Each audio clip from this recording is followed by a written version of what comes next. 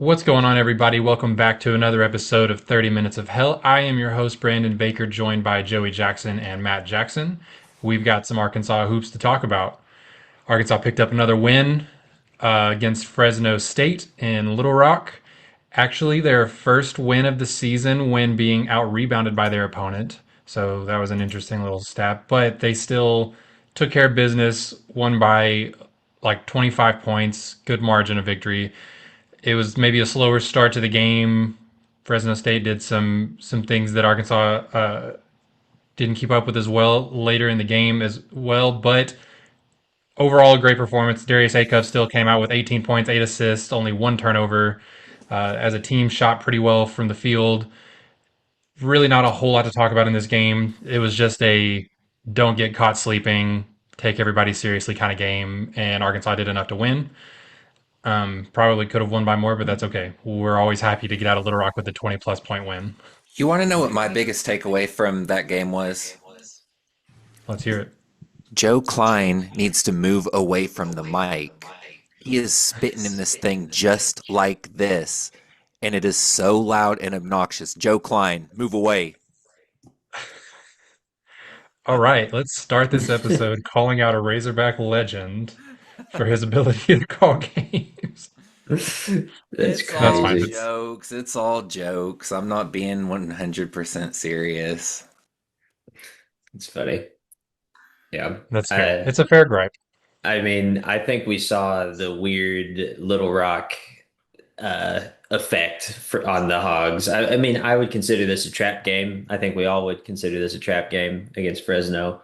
And I feel like if the opponent was a little bit more quality, we would have maybe had some more issues. But I'm always happy getting away with the win in Little Rock and after a big win. And I mean, still beat them by 24. So overall, I'm okay with it.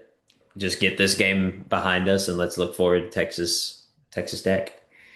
I mean, we had overall a pretty solid game. Yeah. There were definitely lags and lapses, but Ewan had a great game. Acuff had a great game, 18 and 8, no turnovers, um, or one turnover maybe. Uh, and Brazil ended with 4 steals. So, like, I mean, you're as pleased as you can be against a mid-major. Yep. Yeah, I mean, for this game, we talked about it, right? Like, you're coming off a high emotional win against Louisville. It's your first big win of the season, and then your next game is another neutral game against Texas Tech. This is one of those that can easily fall through the cracks. You're looking ahead. You're thinking about the last game, everything but what's right in front of you, right? And they didn't do that, right? Like you're right, Joey. There were some lapses. It wasn't the best effort we've seen, but they did enough. They didn't get fall into the trap. I think that's all we can really ask for in a game like that. So, and that was also the second to last. No, sorry, third to last. There's two more mid-major opponents left on the schedule before SEC play starts, not counting Texas Tech and Houston, both neutral site games coming up. But yeah, so let's really just get right into the Texas Tech preview. Hold on, just I'm sorry. Right before we get into that, I do want to call out how sick I am of our guys being stupid with their with their anger, their attitudes, their like we've got to talk about the Billy situation that Sure. was completely unnecessary. I feel like we've had one of those instances in almost every game that we've played this year. And I may be exaggerating. It's probably only happened like 4 times, but two of those times have been Billy. We've had a Brazil circumstance, we've had a Pringle circumstance. Like we Knox has got into a couple scuffles. exactly like we need to keep our heads level. Like we had the game with Pringle against Winthrop that we could have lost because we got hot-headed. You know, it not every time is it going to dictate the outcome of a game, but it very easily could change the outcome of a game. And we need to avoid those stupid instances early on in games so that it doesn't impact the result of a game. I'm Talked so about so sick of that needless stuff. I've talked about a little bit the on Twitter. I think it was after the Winthrop game, talking about keeping your head level and all this stuff. And I had so many people coming back like, "What? Like, I'd like to see you get hit like that and see how you react." Like, that's a loser mentality. You Yeah. have to be above it. Like, that's what Mhm. makes like I understand you're gonna retaliate to some things. Every now and then, like something happens. We're talking about 5 incidents in 7 games. Like you have to be. That's what makes you a better team is being able to stay level headed and be above that. Yeah. And I think we talked a little bit about how that's one of the things I like a lot about Darius Acuff is how level-headed he is. He hasn't gotten into any of these scuffles, but I was kind of hoping that that mentality from your point guard bleeds across. It hasn't yet, and I think it's because all these guys that are getting into it are like seniors, right?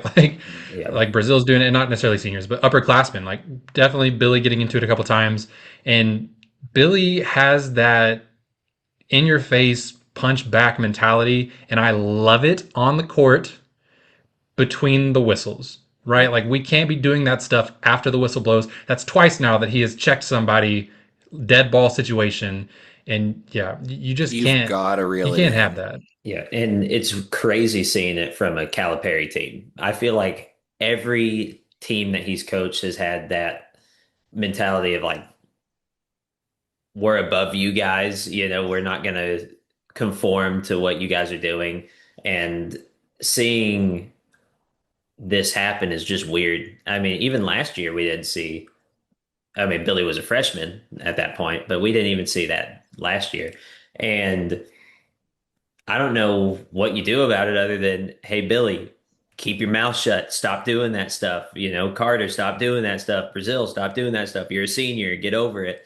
And I don't know what's going on, but yeah, I'm tired of it too. And I feel like it will cost us games. If it keeps up, for sure. Yeah. I just keep going back to last year at the Kentucky game when we won and Billy was running his mouth to the crowd and to the players, and Cal's getting an interview in the hallway, and he's like, "Billy, get your butt in here!" And it's like I just think that's the passion bleeding out of Billy, and I like you said, Brandon, I don't hate it. I love how passionate he is, but between whistles, like you said. Yeah, you gotta funnel it, channel it, harness it, however you want to put it. You got to use it in a productive way, not a way that could hurt your team. And that's a lot easier said than done, but you got to stop doing that stuff. As you know by now, we have teamed up with BetMGM again this season. We'll be using BetMGM lines to make all of our picks, and we will have special offers for Field of 68 fans, including same-game parlays, best-in-class live betting, and daily odds boost. If you haven't signed up for BetMGM yet, use bonus code FIELD to get up to a $1,500 first bet offer on your first wager with BetMGM. Here's how it works. You download the BetMGM app, you sign up using bonus code FIELD, you deposit at least $10 and place your first wager on any game, and you receive up to $1,500 in bonus bets if your bet loses. Just make sure you use that bonus code FIELD when you sign up. Make this college basketball season one for the history books. Make it legendary. And don't forget, if you haven't signed up for BetMGM yet, use bonus code FIELD and get your $1,500 first bet offer today. Yeah. We got to be better. That's a good call out, Joey. So, moving on, let's get into this Texas Tech preview. I mean, off the bat, this is the storyline, right? Texas Tech had the big comeback last year. They knocked Arkansas out of the NCAA tournament. When Arkansas was playing at their best, they were on a roll. They were beating high-ranked teams. They should have beat Texas Tech, and it came down to a shot at the buzzer that DJ Wagner didn't hit. Obviously, that's not the only mistake made in this game. There was a lot that caused the loss, but you know this game is fresh in the minds of DJ Wagner, of Billy Richmond, of Trevin Brazil, of Carter Knox, of John Calipari, right? Like, there's a little bit more stakes in this game than just your typical regular season non-conference game. We mentioned last game, Louisville had a little bit higher pressure on it for it being at home. You needed to pick up a win for your record, for like the team, the statistics, all of this stuff. This game, I feel like, carries more of a personal pressure, right? Like this is a get back game, and so the exact same thing that we just finished talking about, you got to use that in a productive way.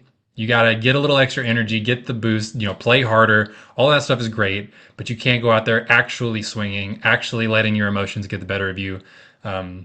yeah, you got to understand what's at stake. Still, you still got to pick up some big wins. You can't let it distract you from your game and throw you off your game by letting it be so much of a revenge game, if that makes sense. Yeah. Yeah. But go ahead, Matt. I was gonna say we're gonna need the guys that experience this Texas Tech team to step up big time against them. That's Brazil, that's Knox, that's Richmond. I mean Wagner. You got to get in there, and you guys have to be the leaders of this game and tell them, hey, this is how they play. This is how we beat them, and go from there. Yeah, I mean, big call out for Texas Tech. It starts with JT Toppin. He was there last year when they beat us. 6'9" forward that just plays with incredible energy, a high motor, a really good rebounder, good touch in the paint.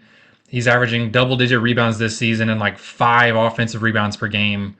If you don't keep him off the glass, there's not a lot else that you can do, in my opinion. Like if this man gets 15 rebounds in this game, we're fighting for our lives.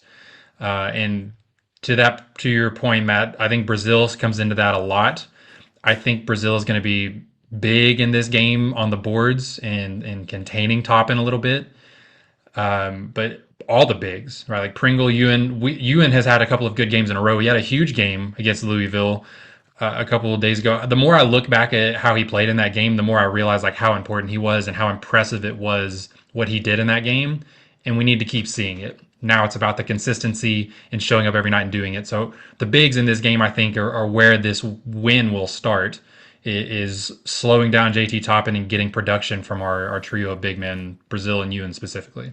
And I think that's Toppin's one of the premier players in college basketball, but I think that's where we kind of have an edge is our athleticism of our bigs. So with Brazil, Pringle, and Ewan, all three pretty athletic guys, big guys, tall guys. I think that that's going to slow down Toppin on the glass a little bit.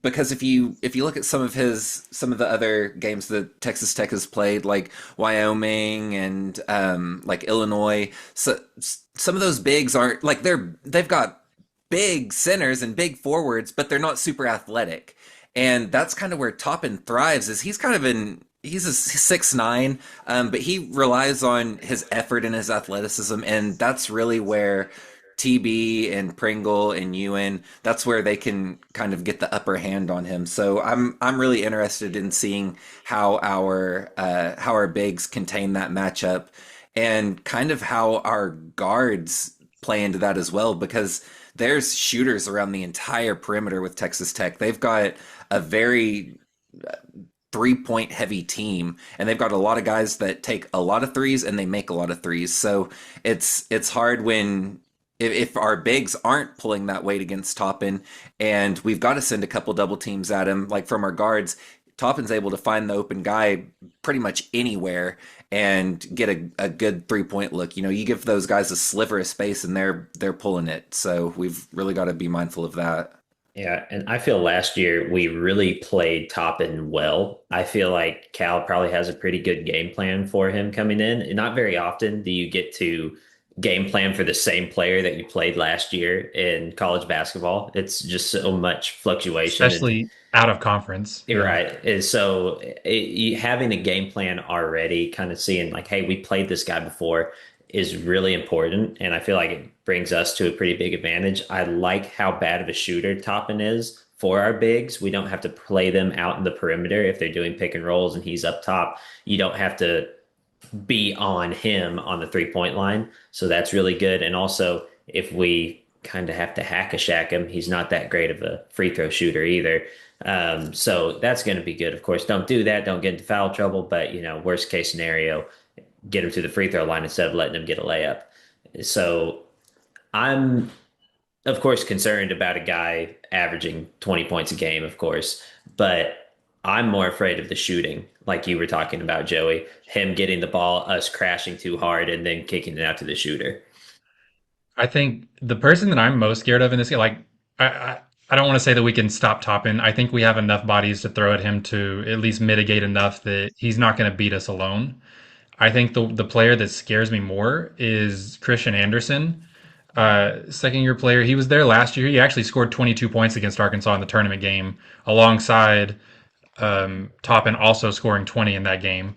But Christian Anderson is one of the highest percentage of his plays come from pick and roll opportunities. He's a really good pick and roll ball handler, and Arkansas has gotten better. Like we've seen the defense improve, game over game, but we have seen them struggle already with pick and roll defense. And this is a very high usage player, a really good passer. He's leading the team in assists with like 7 per game.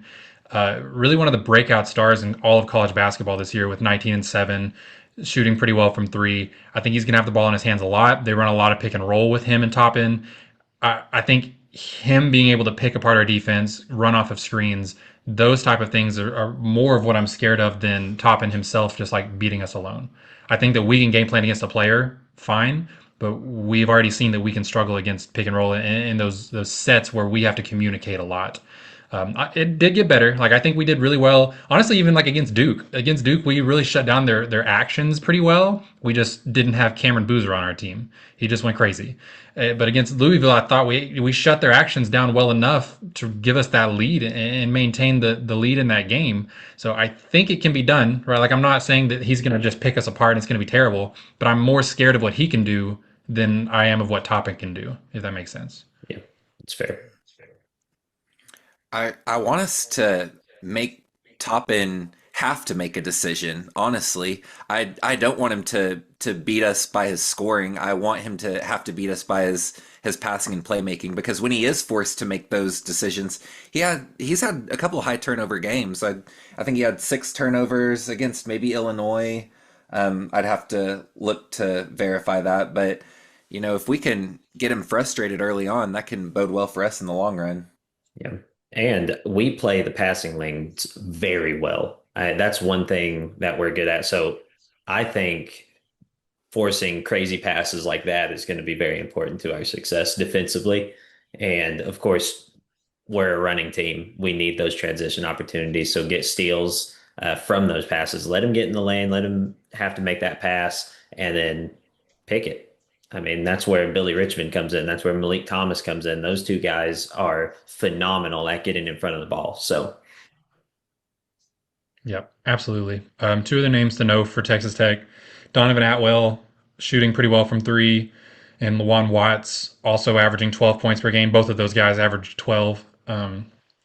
Those are the 4 players that are in double-digit scoring most nights for the Red Raiders. But yeah, I mean, the head of the snake is Toppin and Christian Anderson. I think if you can slow down the actions between those two, keep Toppin off the glass, and just play our brand of basketball offensively, I think this is a very winnable game. Tech is actually like very, very close to Arkansas in almost every single metric right now. In the AP poll, Texas Tech is 16, Arkansas 17. In KenPom, they're 19, Arkansas 28. In the net rankings, they're 18, Arkansas 24. I mean, they're like 9 spots, 5 spots, 2 spots, 1 spot away from each other in all of the major rankings right now. So as far as like early season non-conference games, it doesn't get a lot closer than this as far as like team structure and ability. So big game, very winnable game. I want to ask a question. How important do you guys see this game as far as coming out of here with a win? And when I say that, I'm talking tournament hopes. I think Arkansas has already kind of established that they're a team that's probably going to make the tournament. They're doing really well. But as far as positioning themselves to get a higher seed, to, not get that slump to start SEC play, to maintain what they've been doing, like how important is this game compared to some of these other ones that we've been playing to come out of here with a win on Saturday?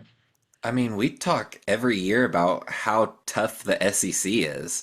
Like any win early on like this is a game changer, especially against a top 20 opponent. So I'm looking at this game as similar to the Louisville game, as a game to prepare us for what's ahead. I don't have a ton of worries about, you know, where we land in the tournament. I feel like it's pretty, I don't want to say it's pretty clear that we're going to make the tournament, but after seeing what I've seen in these first few games, I feel pretty confident that, we're going the distance. to make it to March, I'm saying. And I just I just feel like a win here is just another stepping stone in this race. Like, I mean, the more big time wins that we can get before SEC play starts, the better because of how tough the conference is. You know, we're gonna drop games in conference play that we may not expect to, and you know, there's I would say the SEC is probably the most difficult conference in college basketball. Yeah. I think this game's very important because of how even these teams are ranked. I feel like this is where if we win this, this pushes us a lot further ahead than most games do. And because clearly all the analysts are thinking these teams are very similar in their talent, their skill, everything like that. So I don't know why it seems like this feels even more important than a game against Duke, for example, because it just Duke was so much better than us. Well, on paper that it wasn't as bad if we lost. Like this one feels like it could still hurt us if we lose and still bring us up significantly if we win. So I think this game's important. I would consider it in one of my like must win categories just because I want it. Do we need it? No, but I feel like we need it. I want it, you know. Yeah, I mean, we've talked about, I say we collectively as a fan base have kind of hung our hat already on the only losses we've had this year to two teams that have arguments to be top five teams right now. Like Duke and Michigan State both look incredible. So Arkansas maybe is lower ranked than what they actually are because they already have two losses under their belt, but just because they've played two incredible teams. So I think you're exactly right that you win this game now. You know the teams are still kind of shaking out and landing where they belong in the rankings and the metrics and everything like that. It's still really early to really take a lot of stock in those things, but you win this game now. You show okay, Arkansas might be the eighth best team in the country. They just played two teams that are in the top five already. Like that, this is where you can prove that kind of stuff is beating someone like Texas Tech. And for me too, just another layer, another factor into this. You've got five high major games before SEC play. You've lost two. You beat Louisville.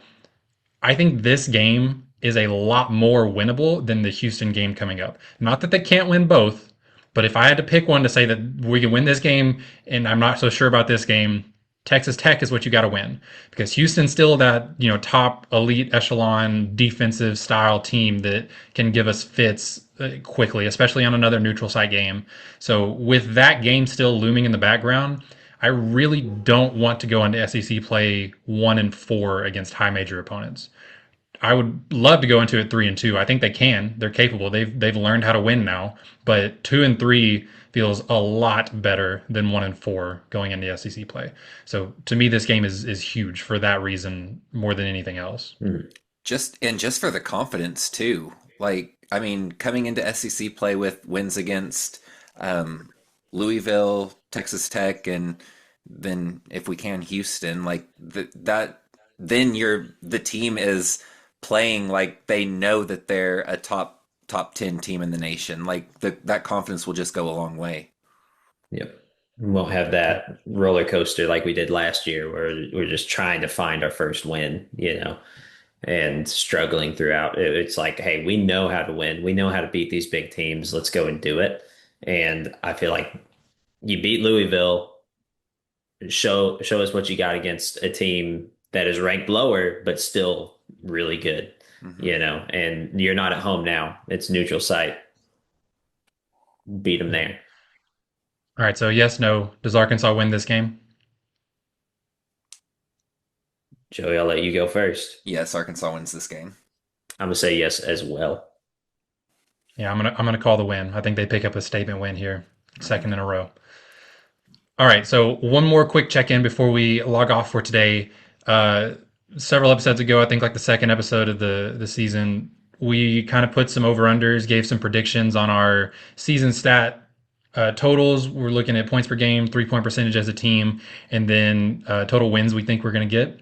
So I did go back and check the tape. I have the official rulings on who went over, who went under. We're ready to actually look at these and have a check-in real quick. So Points per game, we set the line at 78 and a half points per game as a team. Matt was the only one that took the under. His logic was talking about these 5 games that we've just been discussing. We're playing a lot more higher competition. We've got a full SEC slate, all fair points. Joey and I both took the over, thinking this is a really good offensive team. Hogs are currently averaging 87.6 points per game, over 9 points more than the line we set.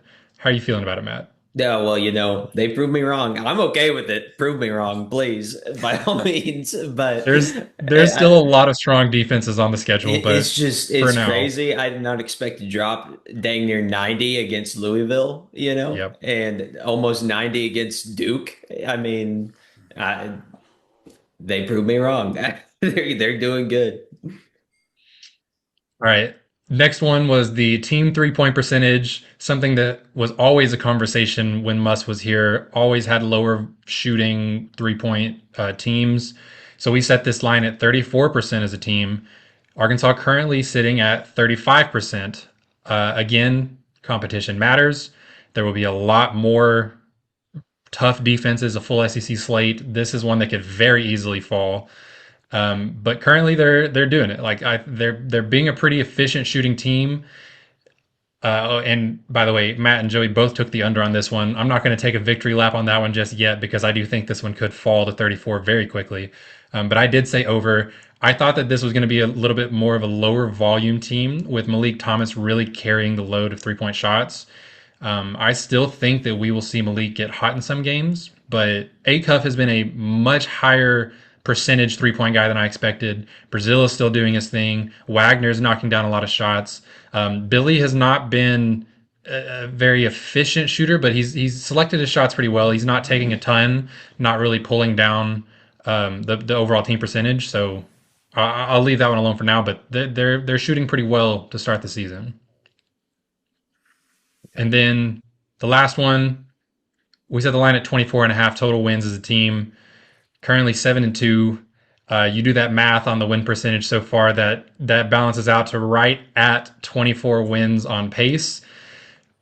But I mean, you win a game like Texas Tech, you beat some teams in the SEC. I still very much think that this is in play.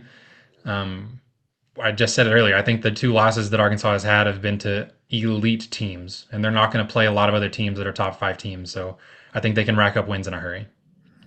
Yep. Better. They better. I've bet my house on a few of these games here, specifically the Duke one. Houston being one of them. Yep.